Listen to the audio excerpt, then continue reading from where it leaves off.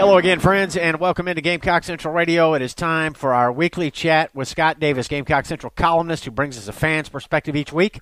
Scott's a Gamecock alum and a resident of the city of Atlanta, lifelong Gamecock fan. Scott, good to be with you again this week, man. How you doing? I'm doing great. It's great to be with you. I am talking to you from within the borders of the state of South Carolina. I'm here for the week for the Thanksgiving holiday. Came to Greenville on Friday, made a pit stop in Columbia for South Carolina Wofford. I'm now at my parents' house in Lake Greenwood, so I'm kind of touring the Palmetto State this week and having a good time doing it, and I'm feeling really good when I think about the fact that South Carolina has won 8 football games in a year when many people weren't sure that they would even be able to break 500. So it's been an exciting year. It's been kind of a crazy year as we talked each week about this Gamecock team. They make it interesting, but they've won 8 ball games, and I think that's something we should all be very proud of. No question, and I was reading about your 8-day trip to South Carolina in your column this week that is up on Gamecock Central right now. We encourage our listeners to check it out, give it a read. Scott, as has often been the case with the South Carolina Wofford game, the Gamecocks have beaten Wofford 17 straight now. You got to go all the way back to 1917 for Wofford's last win in the series. But Saturday, as has often been the case in this matchup, the win for South Carolina was not particularly exciting. It was not a blowout like a lot of people had hoped for, but what is exciting is being 8-3, Scott. No question. I think, that first half was pretty much what we've come to expect when we watch South Carolina play Wofford in football. The Gamecocks kind of came out and I think what we would say underperformed on offense. Defensively, I felt like they were able to keep Wofford for the most part in check, but eventually the Terriers are going to move the football. They got a field goal in the first quarter, actually led at the end of the first quarter 3-0. And the Gamecocks did have a lead at halftime, but it wasn't emphatic. And they were kicking off to Wofford to start the second half, and Wofford moved the football pretty easily and made things interesting for a little while. And I think pretty much anyone who's watched South Carolina football for the last 20 years or so was not surprised by that outcome. And eventually the Gamecocks were able to pull away and get that 8th win. And as I say in the column, the difference between 7 and 8, it may not seem like much, but in college football, it really is. Yes, it is. 8 is enough is the headline of Scott's column this week that's up on Gamecock Central right now. And Scott, as you pointed out in your column, the Gamecocks able to strike through another item on the to-do list for 2017, and that feels good. It really does. And, I tease my wife in this week's column. She is the all-time master of to-do lists, and that's kind of what this win felt like for South Carolina. Just checking a box, getting done what you needed to get done. It wasn't flashy, it wasn't exciting, but at the end of the day, the bottom line was just to accomplish what you needed to accomplish. The Gamecocks did that, and when the final scores tallied, they won by 3 touchdowns against a team that has an opportunity to win the national championship in the FCS. And so maybe that doesn't sound exciting, but that's the point of what I was saying in the column. It checked the box. It got the 8th win, and now they move into a game this week that you and I both know is very important. Huge game coming up on Saturday. Plenty more to come on that this week on Gamecock Central, and Scott and I will talk about it a little bit more later in today's podcast. Scott, every week in your column, you award Debo Samuel Large Pepperoni Pizza Game Balls of the Week, and the first one this week goes to Gamecock Interception King Sky Moore. What a great accomplishment for Sky Moore. He misses the entire season last year with a neck injury. And, he had been the leader of the Gamecock defense really since he'd been on campus. Even as a true freshman, this guy was making tremendous contributions for the Gamecock defense. And this year, again, he comes back, and I think fans weren't exactly sure if he was going to be the old Sky Moore, what was going to happen after a year off.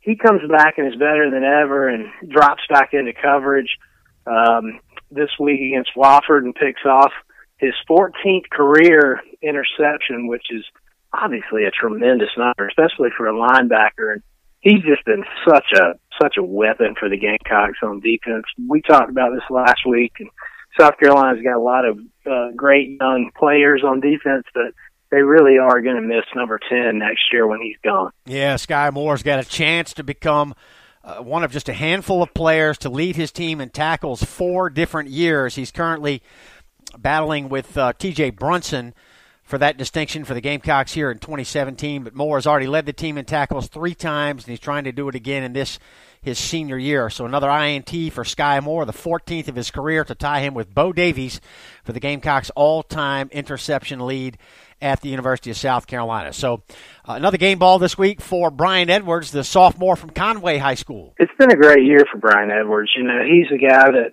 he's not Julio Jones. He's not going to break you off for a 75 or 80-yard blast from the middle of the field. But what, as I said in the column, what he is going to do is move the chains. And he really did that time and time again Saturday night against Wofford. The Gamecocks really didn't show a ton on offense. I think that was probably by design. They wanted to keep it simple.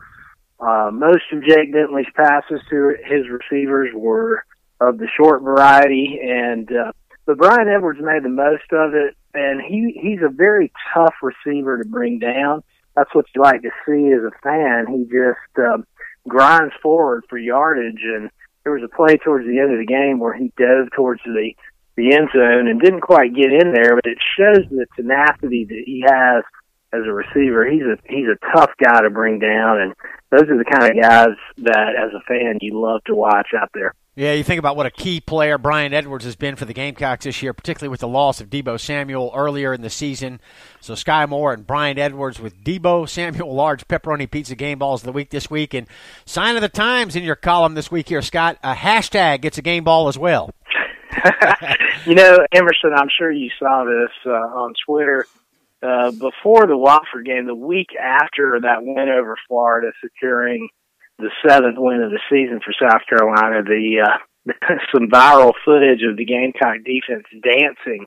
And, you know, there's been a lot of talk about whether the DJ at Williams-Brice Stadium this year was a positive or a negative or what have you, and I always felt like it was a positive if the players liked it and recruits liked it, and that's exactly what's happening. The players really seem to enjoy the vibe that's happening in Williams-Brice Stadium right now, and they were enjoying themselves on the football field during that Florida game, as we all were, and that kind of took off. And as I said in the column, it really kind of reminded me why we watch this stuff in the first place. These are just good kids out there having fun, and you know, I think it encourages me, and I hope it encourages you as well if you're listening, to have fun with this stuff. You know, it's we only get 12 of these a year, and we look forward to it all year, and then it's gone. And so it reminded me again how much I love college football and how much I love these guys in South Carolina and Williams-Brice Stadium and everything associated with the Gamecock program.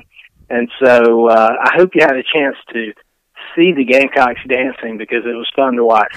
Yeah, that was one of the highlights of the season for me in the Florida game. There was a video posted by the Gamecock football Twitter account showing Gamecock defensive players, all 11 of them, dancing during a timeout. They were on the field waiting for the ball to be put in play, and they were all dancing to a song that was being played in the student section by DJ A. Minor.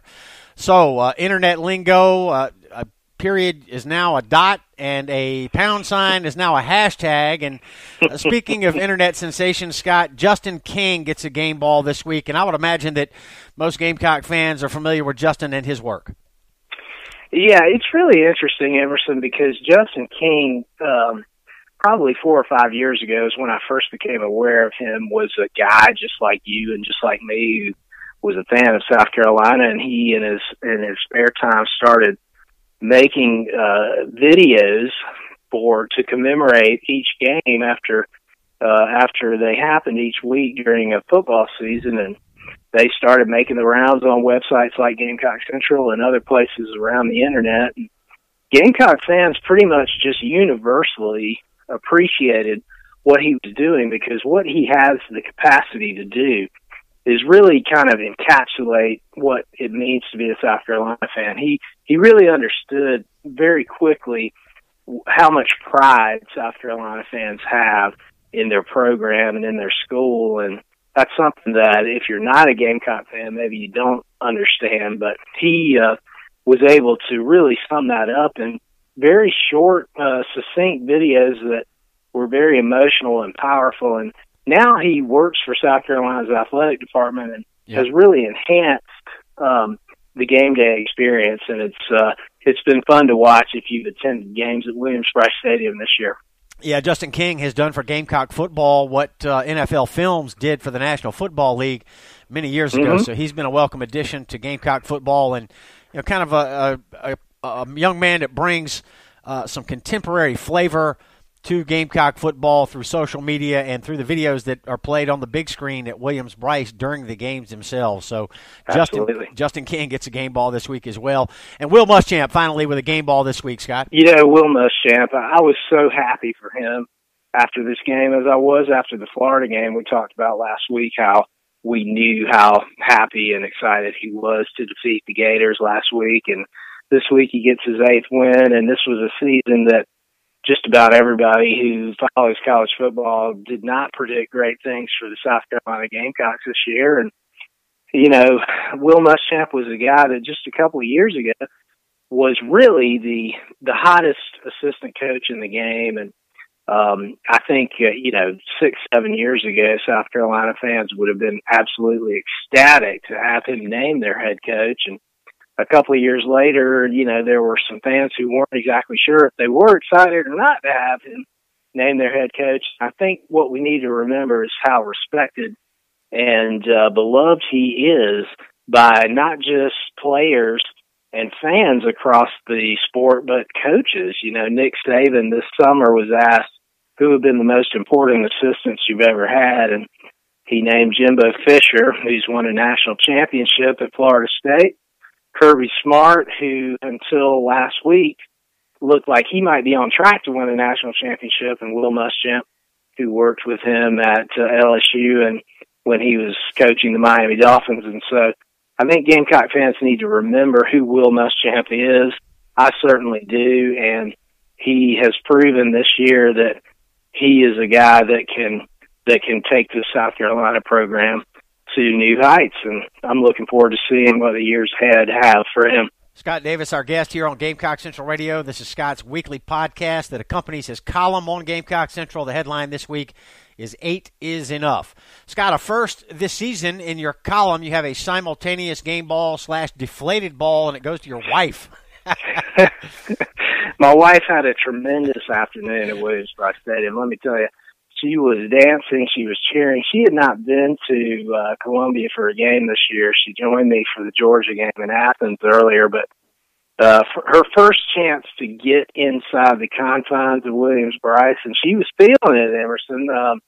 And I appreciated that, but that was great. But at one point, she started to sing Zeta songs. She was a member of the Zeta sorority back in her days at South Carolina, and I kind of wanted to remind her of her age and, how long ago it's been since the Zeta glory days. But hopefully she didn't read this week's column, and I still will be in her good graces when we watch the Clemson game this weekend. Scott, you almost revealed your wife's age in the column this week, and as I was reading it, I was saying, don't do it, man, don't do it. That'd be a huge mistake. Well, I was smart enough to step away when it looked like I might get there, go where no man needs to go as a husband, and I did escape just in time. So I think I'm still going to be married for the Thanksgiving holidays, and let's hope that's the case. You caught yourself just in the nick of time. I was proud of you. Scott, not many deflators this week, but we do have a deflated ball for the SEC Network once again this week. Emerson, we've enjoyed making fun of the SEC Network for, 4 or 5 weeks in a row now. I think we'll continue to do it. It seems fun to me. They were a network that predicted South Carolina to go 4-8 this year. South Carolina currently is 8-3. Gamecock fans in general, it's not just me, seem to have really had fun with the fact that they predicted that. And look, did I think South Carolina was going to win any games this year? No. But the bottom line is I don't work for the SEC Network. I'm not a national analyst, and so I can make fun of them. And I'm going to continue to do it because it's just funny. Yep, more than one pundit on the SEC network back in August predicted the Gamecocks to go 4-8 this year, and the Gamecocks are 8-3 as we record on this Monday Clemson week. And we are just about ready for the Palmetto State Showdown this week, Scott. A couple of other deflated balls that we don't really need to get into today. All attention now turns to the Clemson Tigers in a rivalry game coming up. 7:30 kick Saturday on ESPN, national TV ball game, Scott. It's going to be huge. Well, Emerson, I grew up in Greenville, South Carolina, a mere 25 miles away from the campus of Clemson University. They've always been out there for me in terms of a program that I just simply didn't like. I wrote this in a column this summer that I went to a Clemson game when I was 8 years old, took a look around at Death Valley and just said, you know what, this isn't for me. And ever since then, I have been a diehard South Carolina Gamecock fan. You know, Clemson's a great program. I'm not going to take anything away from them. I have a lot of friends and family members who love the Tigers. God help them. And, you know, they've accomplished a lot. There's no reason to try to make excuses about that. They're a very good football team, and they have a very good chance of winning in Williams-Brice Stadium this weekend. But the bottom line is, if you're a South Carolina fan, if you grew up in this state, this game is huge. And I just believe that win or lose, the South Carolina Gamecocks are going to show up to play this Saturday. I'm looking forward to watching them do it. An awful lot at stake for Carolina and Clemson coming up on Saturday, Scott. You got to believe that emotions will be running high for the 7:30 Booze Fest Saturday at Williams-Brice.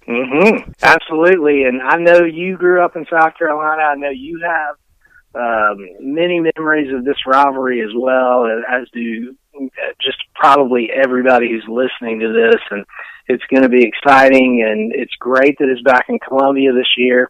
2001 is going to be special, and I just can't wait to see what happens. And, you know, I believe in this Gamecock defense, and hopefully the Gamecock offense can come to play and produce just enough to shock the world. Let's see what happens. All right, the Gamecocks with a chance to knock Clemson out of the college football playoff if they can upset the Tigers on Saturday. It's going to be fun Saturday night at Williams-Brice for Carolina and Clemson. Scott Davis, good column this week. 8 is Enough is up on Gamecock Central right now. We hope you'll check it out. Scott, we appreciate your time. What are you doing for the game Saturday? I will be back in Atlanta, probably putting up a Christmas tree. This has, for some reason, become a yearly tradition that my wife and I have, where we put our Christmas tree up during the Clemson game, and for many years it seemed to be going well, and the last couple it hasn't. So we're going to hope to have some of the magic that we had in the early 2010s, and you know, we'll be watching, and we will be there in spirit, believe me. All right, before we sign it off, I wanted to tell our listeners about the Gamecock Central hotline. We've set up this phone number that allows you to call in and be a part of our podcast. You can call 803-497-9058, 497-9058. You leave us a voice message, and we'll play that recording of your voice on Saturday's game day edition of Gamecock Central Radio, 497-9058. We're taking your Clemson calls right now, questions, comments, feedback, 497-9058. The Gamecock Central hotline is open for you, and we want to hear from you this week heading into Carolina-Clemson. Scott's column next week will be up on Monday, reaction to the Carolina-Clemson game. Looking forward to that, Scott. Thanks for being with us. Thank you, Emerson. Go Gamecocks. All right, that's my man Scott Davis, and I'm Emerson Phillips, and this is Gamecock Central Radio. Thanks for being with us.